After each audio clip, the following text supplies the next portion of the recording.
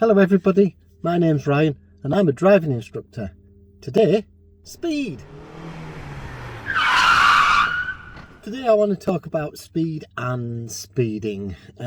Everybody speeds, don't they? I got kind of asked this question by one of my pupils.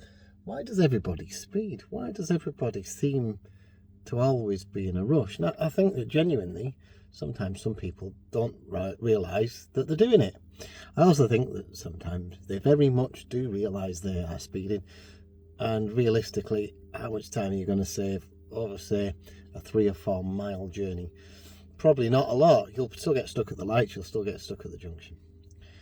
Kind of endorse safe speed for life being a driving instructor, but then we have to be realistic and we have to say, well, there must be something in the background that isn't quite right.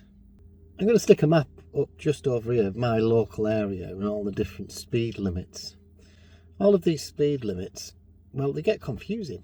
They get confusing for everybody. 1 minute you're doing 30, the next minute you do 40, you're on a road that looks like it should be 60 and it's 30. Yeah, it's very strange. Well, let's do a little bit of history first. I've got a good video coming up on the A189 and the history of that. But history starts with something, and when they were setting all of the rules up and they said, what's the speed limit going to be? They said, well, let's have a lower limit of 30 and let's have a higher limit of 70. So when you went into a town that was signposted, then it said the town name and you had to do 30. And then out of town, big line through a white circle meant that you'd left the town. Then that meant that all the speed limits were 70. The only thing is that technically it wasn't actually 70, it was unclassified, it was unlimited. But since most of the cars of the day couldn't even do 40, it didn't really kind of matter.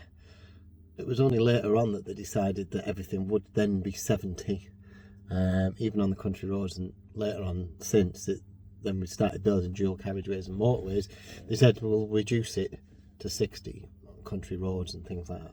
A little bit later on, he introduced 40s and 50s and then finally introduced the 20 zones.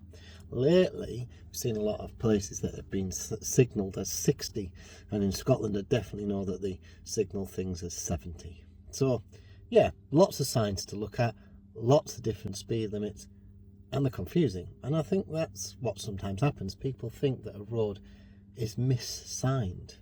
Maybe it is.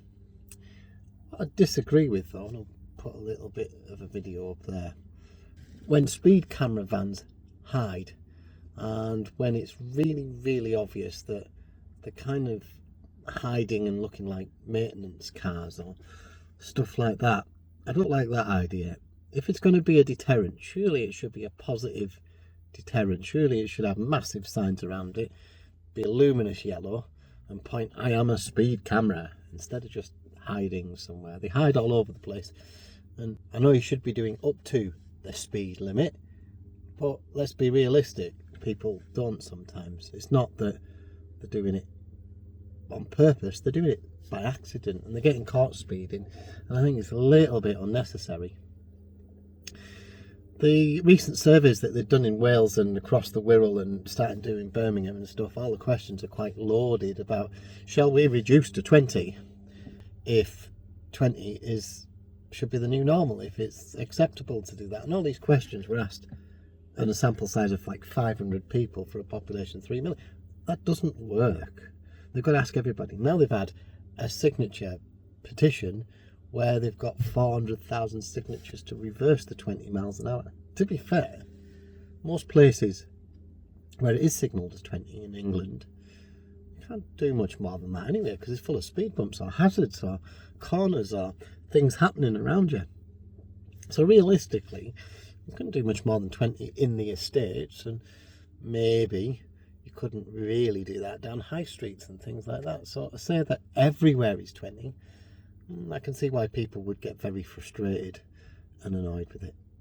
I can also see why there isn't that consistency now, and why they wanted to change to everything to 20 so that everything was consistent, because it isn't. It's all over the place. Originally they were going to reduce the speed limit to 20 for emissions reasons. That's officially what they said.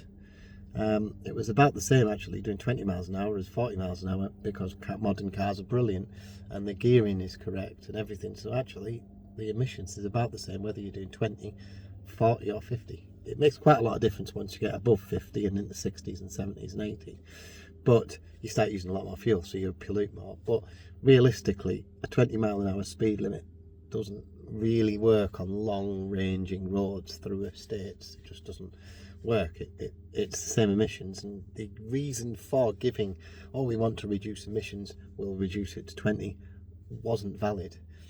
Also, what happens to battery cars and hybrid cars and that are doing 20, because a lot of the time they run on electric, so it's not about emissions at all. They then went on the tactic of saying, oh well yeah, it's about safety, and it became a road safety issue when they realised they couldn't get away with the emission issue.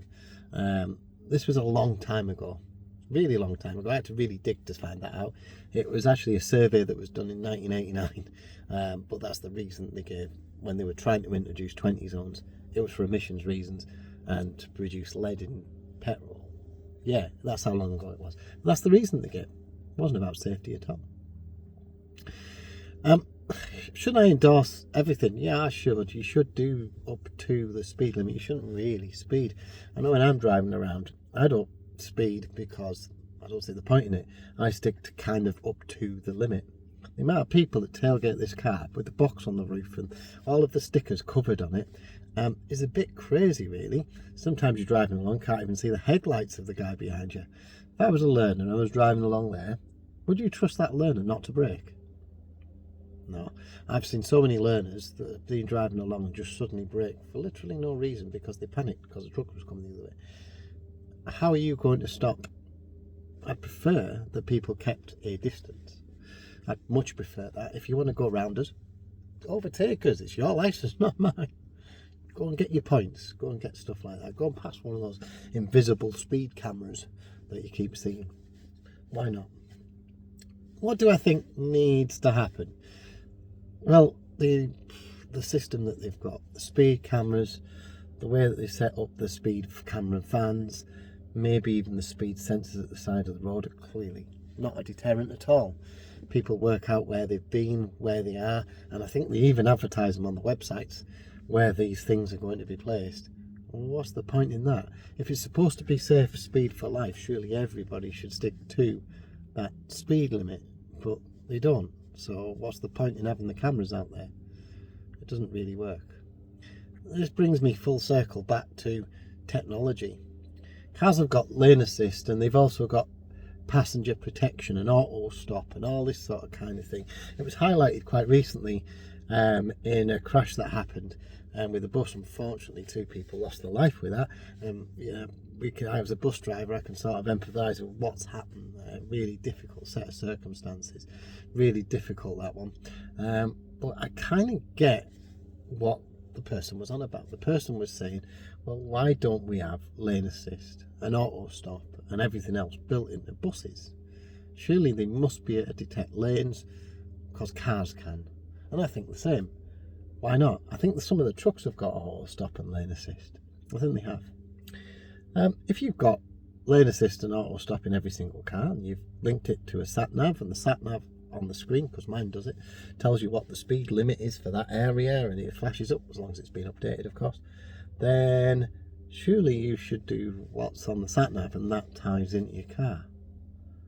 Well, the next step of that is to put the speed limiter in, and I know there was plans to do it, and I know that the automatic speed limiter system was going to kick in 2025 to all new cars, tied into your sat nav, tied into the car, regular updates for free, probably tied into your Android Auto or your Apple CarPlay, that when you're driving around, the car won't let you speed. If you switch this off, then you'll get points and you'll get a bigger fine, probably. That's probably likely to happen. But realistically, as we've got to be in control, we've got to take some of the safeties off. And you can. A lot of those safety systems like lane assist and auto braking, you can switch off. But all it's going to take long term to stop everybody speeding is probably the man in the box, in the bunker, in the middle of nowhere, with a little switch that suddenly enables every single car to suddenly obey the law. Suddenly auto drive becomes a real thing, and automatically you can't speed, you can't leave your lane, and it will automatically stop when it detects things like red lights or it detects people. I think that's possibly, on a long-term solution, the only way it can go, which is unfortunate, but it'll stop the speeding, right? Anyway, what's your view on speeding? How do you feel about speeding? Maybe you've been a victim of somebody's cutting you up for literally no reason, doing 40 and a 40 and somebody flies down doing 55 and you're wondering, well, how come they're not getting caught? Or you're maybe doing 30 and a 30 and somebody's tailgating, maybe a truck's tailgating you, happens a lot, wondering, well, why? I'm doing the limit, why? Happening in Wales a lot, 20 miles an hour in Wales. A lot of people doing 20 and a lot of people get merrily frustrated and angry at the people that are in front of them that are only doing 20 miles an hour. Yeah, I sort of sympathise with them, sympathise with the people trying to get past you. It's a 20 zone at the end of the day, and yeah, there's not a lot you can do about it. If you like what you see, why not subscribe? Why not like the video? I've been putting more stuff on, a couple of test routes this week, a couple of test routes last week.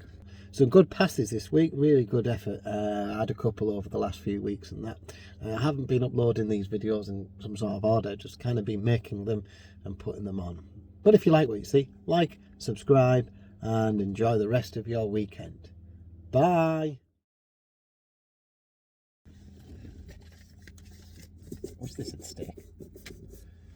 When speed camera vans hide